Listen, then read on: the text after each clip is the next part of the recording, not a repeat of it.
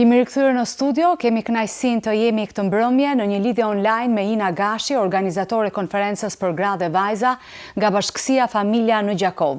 Kjo konferencë tashmë është në edicionin e saj të 6, vjen me një temë shumë të fuqishme, shumë frymëzuese, zëri luftëtarës, një thirrje për çdo grua, çdo vajzë që zbuloi forcën, identitetin dhe rolin e saj në besim dhe në jetë. Konferenca zhvillohet në datat 29-30 maj në orën 19 pranë Bashkësisë Familja në Gjakov. Ina, të falenderojmë që je me ne këtë mbrëmje. Enela, mi mbrëma dhe falenderit shumë për ftesën. Shumë kënaqësi që t'jemi me ty. Atëherë, a mund të na tregosh se si lindi ideja për organizimin e kësaj konference për gra dhe vajza? Në fakt, kjo është konferenca e 6 që organizohet nga Bashkësia Familja këtu në Gjakov, në Kosovë. Edhe mund të themi që është një ndër konferencat e para për gra dhe për vajza. Kjo ka lindur para 6 vitesh si një nevojë apo si një domosdoshmëri për gratë e Kosovës, për gratë e Gjakovës, fillimisht, dhe më vonë ne vendosëm domethënë që vitet e para që kjo konferencë të ishte si një konferencë ungjillizimi për gratë në Gjakov, dhe më vonë ne vendosëm që të bënim të konferencë akoma edhe më të madhe duke ushtrirë përtej Gjakovës. Dhe ky është viti i dytë që është një konferencë ndërkombëtare, sepse dhe vjet ne kemi pasur gra nga Shqipëria, kemi pasur gra nga përtej Gjakovës, pra nga Kosova edhe nga Maqedonia. Po, çfarë mendon se e bën tjetër këtë konferencë, këtë edicion të veçantë nga të tjerat? Në fakt, diçka që është ndryshe këtë vit është sepse, ashtu si unë të tregova dhe më përpara, që vjet kanë qenë gra nga Shqipëria, edhe nga Maqedonia, edhe nga Kosova, këtë vit konferenca do të bëhet 2 ditore. Këtë vit konferenca do të fillojë të premten dhe do të përfundojë të shtunë, ndërkohë që vitet e tjera ka qenë vetëm 1 ditore, dhe risia këtë vit është sepse do të jetë 2 ditë. Do të zgjas 2 ditë. Tani tema shumë goditse, spikatur, zëri luftëtarës. Çfarë përfaqëson për ty personalisht ky titull? Atëherë ne mendojmë që ka ardhur koha që zëri i një vajze, zëri i një gruaje, zëri i një të krishtere, zëri jonë, unë mendoj që është një zë luftarak, sepse ne duhet të luftojmë, ne duhet të luftojmë në për situata. Më kujtojt vjet konferenca ka qenë me temën rezisto, dhe unë kam thënë që ka ardhur koha që ne duhet të arrijmë në pikën kur ne duhet të rezistojmë në gjithçka, kurse unë besoj që zëri jonë, ai zëri i luftëtares, unë besoj që duhet të përçohet dhe duhet të dëgjohet te shumë njerëz. Jo vetëm domethënë, sepse ne gjithmonë kufizohemi duke menduar që ne si gra, ne duhet të kemi atë impaktin ton domethënë vetëm në familje, në ambientin e punës, por unë mendoj që ka ardhur koha që gratë dhe vajzat në Shqipëri, në Kosovë, kudo, duhet të kuptojmë që zëri jon është një zë luftarak dhe duhet të dëgjohet në të gjitha vendet, në të gjitha institucionet, në çdo moment, në çdo kohë, dhe unë besoj që ne kemi një zë luftarak. Po. Ina, cili është mesazhi kryesor që ju dëshironi të përcjellni tek të gjitha gratë dhe vajzat që do të marrin pjesë?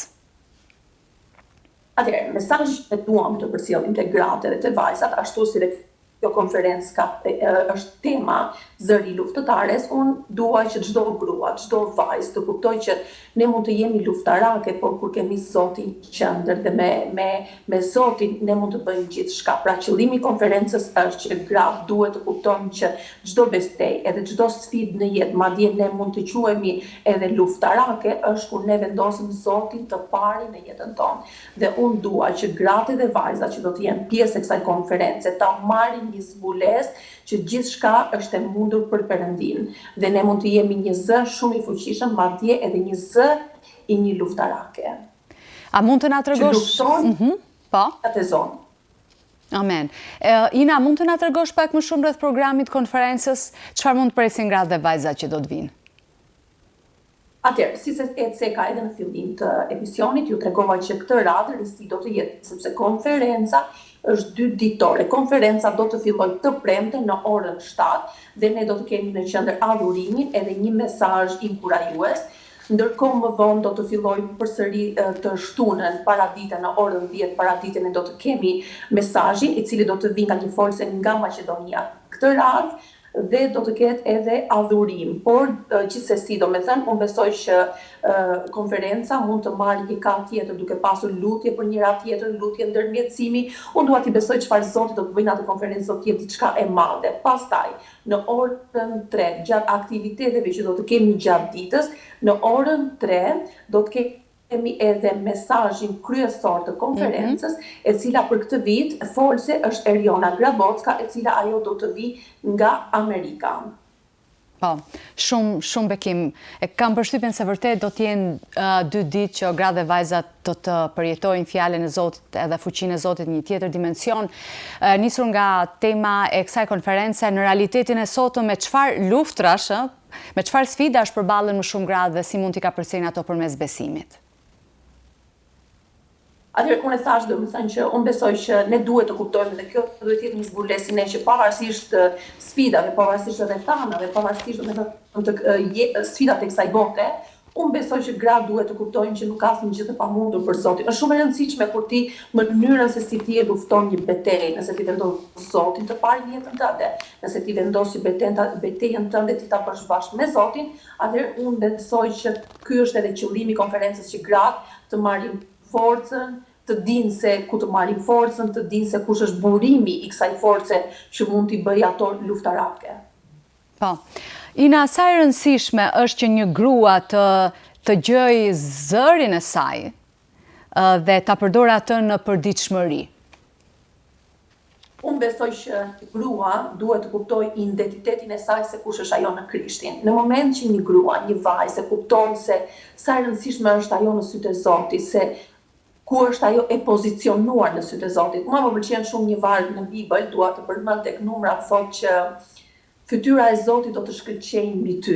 Edhe kjo është ajo që Perëndia i gjithë universit, Perëndia i kësaj bote, vendos që të fokusohet tek ne. Dhe e di se çfarë do të thotë kur Perëndia vendos që të fokusohet tek ne.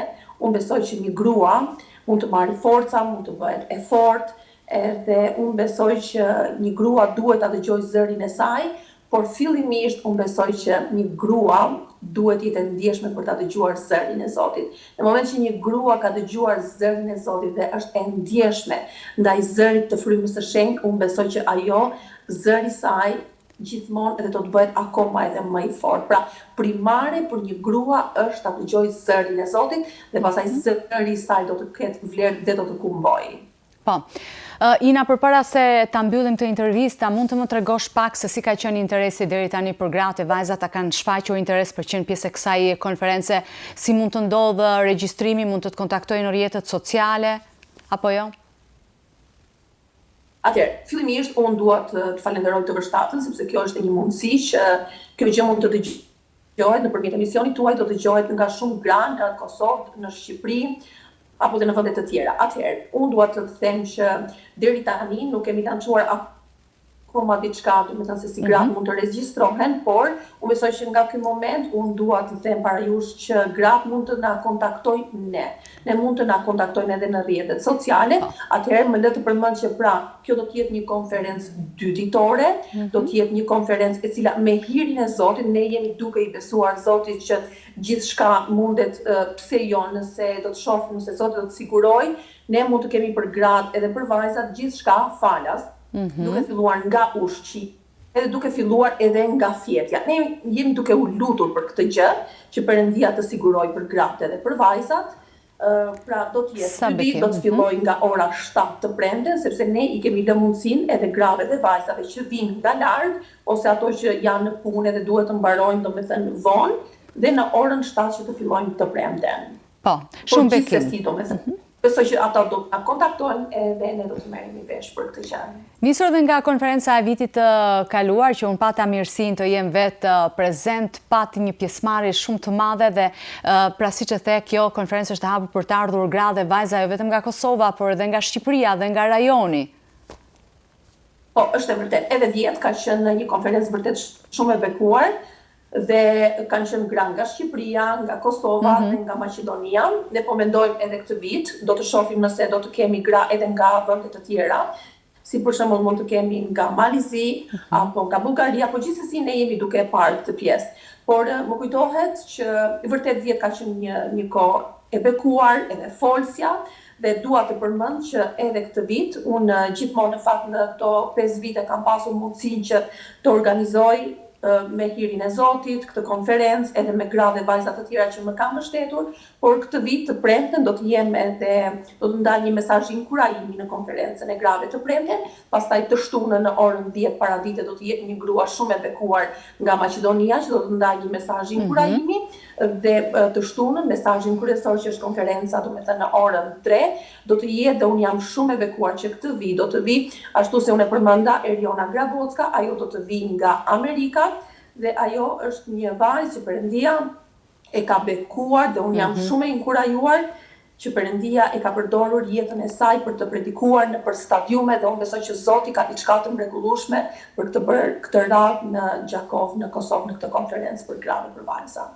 Ina, unë e besoj fort që këtë konferencë, pra nisjen dhe iniciativen për ta nisur e ka vendosur Zoti jo më kot në zemrën tënde, ka pasur një ndikim dhe impakt shumë të madh për gjitha gratë dhe vajzat.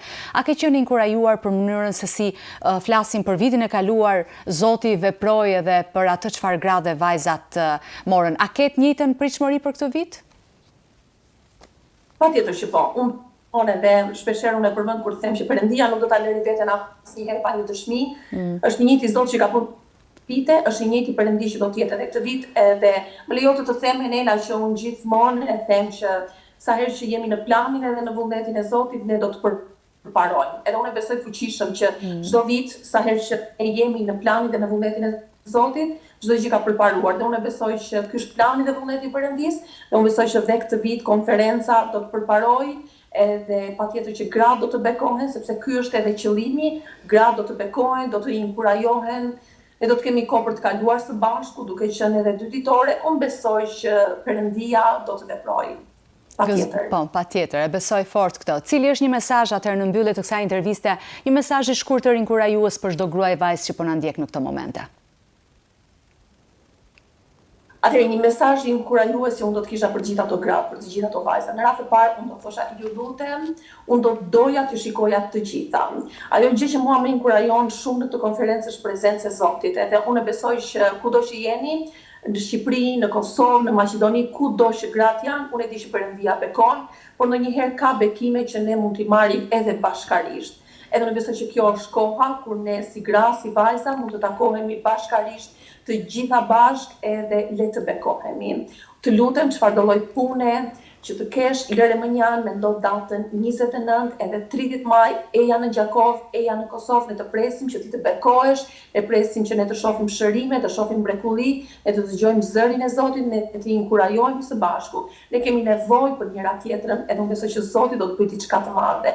Unë e besoj fuqishëm që edhe folsja këtë vit Zoti do ta përdorë në një mënyrë hyjnore, dhe unë besoj që gjithçka që do të ndodhi në këtë konferencë do të jetë diçka të hyjnore, dhe zëri i luftëtares më vonë do të dëgjohet, dhe unë besoj që çfarë do të mbjellim, ne do të korrim në të ardhmen. Ndoshta ti mund të lësh punën, ndoshta mund të lësh diçka tjetër, unë nuk e di, unë e di që ne si gra shpeshherë kemi shumë punë dhe jemi të ngarkuara, por unë besoj që nëse ti do të vish, edhe do të jesh konferencë, çfarë do që të sakrifikosh, unë besoj që Zoti do të ta kthejë në një zë të një luftarake për Krishtin. Ky është mesazhi im.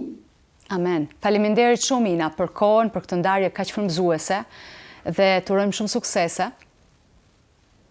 Faleminderit shumë Enela. Faleminderit shumë për jush.